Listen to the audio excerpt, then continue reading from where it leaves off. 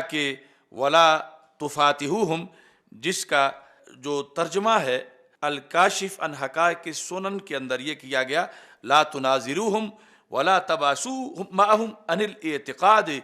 فانہم یوقعونکم فی الشک، کہ ان کے ساتھ تم بحث نہ کرو، وہ تمہیں بھی شک میں ڈال دیں گے۔ تو اس بنیاد پر یعنی یہ جو ایک ینگ جنریشن میں ہے کہ اپنے اوپر اعتماد کہ ہم کسی کو قائل کر لیں گے، یا یہ دیکھیں تو صحیح، سوال تو کریں، پوچھیں تو صحیح، تو کچھ ایسے مقامات ہیں کہ جہاں پر جانے کی اجازت ہی نہیں، اگلی بات تو بعد میں ہے۔ تو اس بنیاد پر یعنی جو عالم مثلاً وہ ایک بیماری کی نشانی ہے، مثال کے طور پر ہمارے معاشرے میں جس طرح غامدی ہے، یا یہ جو وہ ایک چول ہے جیلم میں، یا اس طرح کے جو لوگ ہیں، یعنی کوئی کہے کہ میں چسکا تو لوں تھوڑا سا، تو وہ چسکا لیتا ہی جہنم میں جا گرے گا۔ تو اجازت ہی نہیں رسول پاک صلی اللہ علیہ وسلم کی طرف سے کہ اس طرح کوئی جائے، کیونکہ تو یہ صرف اہل قدر ہی نہیں، یہ اور بھی بہت سی بیماریوں کے اندر یہ مبتلا ہیں۔ تو رسول پاک صلی اللہ علیہ وسلم نے اس بنیاد پر یہ نصاب رکھا ہے کہ سننے کے لیے ہر کسی کی نہ سنو، بلکہ بیٹھنے پر جب پابندی لگا دی تو سننے کے لیے تو بطریق اولا آگے جا کے مزید پابندی ہوگی۔ فرمایا لا تجالسوا اہل القدر ولا تفاتحوہم، کہ نہ ان کے پاس بیٹھو اور نہ ان سے مسئلہ پوچھو، ان سے بات ہی نہ کرو، اس طرح تم اپنے آپ کو محفوظ رکھ سکتے ہو۔ اسی بنیاد پر پھر تابعین کے اندر یہ جذبہ تھا کہ انہوں نے اس سلسلہ میں مکمل نصاب وضع کیا۔ یہ صحیح مسلم کے اندر امام ابن سیرین کا یہ قول موجود ہے، یہ جو مقدمہ ہے صحیح مسلم شریف کا، ان ابن سیرین قال لم یکونوا یسألون عن الاسناد، لوگ اسناد نہیں پوچھتے تھے، جو یہ تابعی ہیں،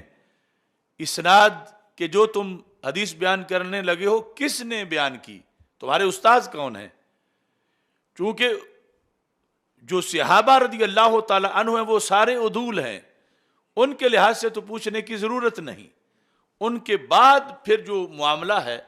چونکہ کہیں ایک حدیث اس زمانے میں 2 واسطوں سے بیان ہو رہی تھی، کہیں 4 واسطوں سے بیان ہو رہی تھی، تابعین کے زمانے میں بھی چونکہ تھوڑے وقت میں بھی ایک بندہ دوسرے کے سامنے بیان کرتا، دوسرا تیسرے کے سامنے، چوتھے کے سامنے، تو یہ کہتے ہیں پہلے تو نہیں پوچھتے تھے اسناد کے بارے میں۔ فلما وقعت الفتنہ، جب فتنہ آ گیا، اب جس فتنے کا ذکر ابن سیرین کر رہے ہیں ظاہر ہے وہ انہی کے زمانے کا ہے،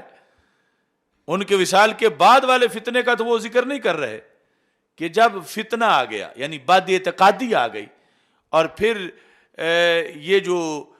خوارج ہیں، معتزلہ ہیں، روافض ہیں، نواسب ہیں، اور وہ جو اس زمانے کے اندر یہ لوگ جو ہیں وہ پیدا ہو چکے تھے، کہتے ہیں جب یہ فتنہ آ گیا، قالو، اب جس وقت دین کی بات سننے کا موقع ہوتا ہے یا دعوت دی جاتی ہے کہ فلاں حضرت صاحب خطاب کرنا چاہتے ہیں سنو، فلاں پڑھانا چاہتے ہیں سنو، تو کہتے ہیں اب ہمارے زمانے میں یہ قانون ہے، ہم کہتے ہیں سمو لنا رجالکم، کہ تم ہمارے سامنے اپنے اساتذہ کا نام بتاؤ، یعنی یہ حدیث جو بتانا چاہتے ہو یہ کس سے تم نے سنی۔ اگلے حصے میں کہتے ہیں یہ ہم کیوں پوچھتے تھے، مطلب کیا ہوتا تھا، فَيُنْظَرُ إِلَىٰ أَهْلِ السُّنَّةِ فَيُؤْخَذُ حَدِيثُهُمْ، کہ سنی دیکھا جائے گا کہ اگر تو بتانے والا اپنے استاذ کا نام لیتا اور وہ سنی ہے تو پھر حدیث قبول کی جائے گی، مطلب یہ ہے پھر تقریر سنی جائے گی، پھر درس سنا جائے گا۔ وَيُنْظَرُ إِلَىٰ أَهْلِ الْبِدْعِ، یہ اہل البدع ہر بد عقیدہ کو کہا جاتا ہے، یعنی کسی ایک بد عقیدہ کا یہ نام نہیں، جتنے بھی بد اعتقادی اس وقت آ چکی تھی اور جتنی اس کے بعد آئی وہ سب اہل بدع ہیں۔ تو کہتے ہیں اگر وہ بندہ اہل بدعت میں سے ہوتا فلا یؤخذ حدیثہم، تو پھر ان کی حدیث نہیں لی جائے گی۔ یعنی ایک ہے کسی کا بیان کردہ قول اپنا، یہاں تو یہ ہے کہ وہ کہے کہ حدیث ہے تو حدیث بھی نہیں مانی جائے گی، کیونکہ حدیث تب مانی جائے جب اس بولنے والے کا عقیدہ مانا جائے.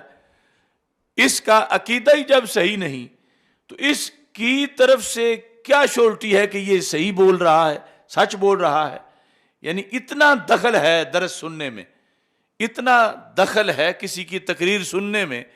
کہ اس کے عقیدے پر بندے کو مکمل اطمینان ہو کہ کسی طرح یہ بد عقیدہ نہیں ہے, پھر سنیں. اگر اطمینان نہیں تو اس سے نہ سننا کروڑ درجہ اچھا ہے سننے سے. کیونکہ سننے سے جس طرح وہاں پر ایک ہے زہریلی خوراک کھانا, دوسرا ہے بھوکے رہنا, تو زہریلی کھانے سے بھوکے رہنا اچھا ہے کہ مرے گا تو نہیں, زندہ تو رہے گا, اور جب ملے گی کھا لے گا, لیکن زہریلی سے تو بڑا نقصان ہو جائے گا. تو اس بنیاد پر یعنی پیر چننا, استاذ چننا, خطیب, اور یہ کہ نیٹ سے کس کو سنے, ٹی وی سے کس کو سنے, یہ کس کا لیکچر سنے, کس کی بات سنے, تو یہ وہ زمانہ جب ابھی ملاوٹ مثال کے طور پر 2% ہوئی تھی, اس وقت یہ سکریننگ تھی. اور اب جب 100% سے بھی زیادہ ہو گئی ہے بعض معاملات میں, تو کس قدر لازمی ہے کہ یہ دیکھا جائے, روزانہ والدین دیکھیں کہ ان کے بچے کس کی بات سنتے ہیں, کہاں سے سنتے ہیں, کس کے پیچھے جمعہ پڑھتے ہیں, سکول میں کس کی بات سنتے ہیں, دوستوں میں سے کس کی بات سنتے ہیں. کیونکہ ہر طرف فتنہ جو ہے وہ بچے نکال چکا ہے, اور فتنوں کی نانیاں دادیاں آگے بہت ترقی کر چکی ہیں. تو اس بنیاد پر یعنی ہمارے آج کی اس گزارش کا یہ مطلب ہے کہ ایک بڑا مسئلہ ہے کہ اولادوں کو چھوڑ دینا اور پیچھے دھیان ہی نہ کرنا کہ وہ کہاں فکری کس چراگاہ میں ہیں, کس گھاٹ سے پی رہے ہیں. تو والدین کو یہ چاہیے قبل اس کے کہ وہ لٹ جائیں, یعنی بیٹا ان کا ہو اور وہ مرتد ہو چکا ہو, بد عقیدہ ہو چکا ہو, اور پھر یہ اسے نفرت کریں, اور وہ ان کا جنازہ پڑھنے کو تیار نہ ہو, یہ اس کا پڑھنے کو تیار نہ ہو. اتنے بڑے حادثے سے پہلے چاہیے معاذ اللہ کہ روزانہ یہ دیکھا جائے کہ سرکار صلی اللہ علیہ وسلم نے جو قرآن نے ہمیں ایک طریقہ دیا ہے کہ بیٹھنا کہا ہے, سننی کس کی ہے, المرء علی دین خلیلہ فلینظر احدکم من یخالل, بندہ اپنے دوست کے دین پر ہوتا ہے, اسے چاہیے کہ وہ دیکھے کسے دوست بنا رہا ہے. تو اس بنیاد پر یہ چیزیں نہایت اہم ہیں. اس میں کچھ لوگوں کا یہ اپنی ول پاور کا ہوتا ہے کہ نہیں جی کچھ نہیں ہوتا, ہم کو بچے تو نہیں, ہم تو بڑے ہیں, اور اس طرح کی باتیں. تو اس پر بھی میں امام ابن سیرین کا یہ پیش کرنا چاہتا ہوں 3 کتابوں سے,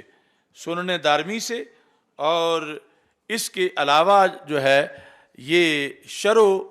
اعتقاد اہل سنہ والجماع امام لالکائی کی, اس کے اندر بھی یہ موجود ہے. اور تیسرے نمبر پر کتاب الشریعہ امام آجری کی, اس کے اندر بھی موجود ہے. یعنی ان تینوں کے حوالے سے, اور اس کے علاوہ بھی اس کے حوالہ جات ہیں اس بات کے جو میں آپ کے سامنے اب پیش کرنا چاہتا ہوں. اس پر بھی وہ جو جہلم کا پاگل ہے اسے اعتراض تھا, چونکہ ایسے لوگوں کی دہاڑی ماری جاتی ہے جب یہ چیزیں سامنے آ جائیں, کیونکہ ان کا سارا فتنہ بچے نکال ہی اس لیے رہا ہے کہ ان چیزوں کو پیش نہیں کیا جا رہا. تو سنن دارمی, اب دیکھو یہ 255 ہجری ہے امام دارمی کی وفات. تو اس زمانے میں انہوں نے امام ابن سیرین کے لحاظ سے اس چیز کو لکھا اور پوری سند کے ساتھ لکھا. یہ صفحہ نمبر 109 ہے. کہتے ہیں داخل رجلان من اصحاب الاہواء, یعنی جس طرح اہل بیدع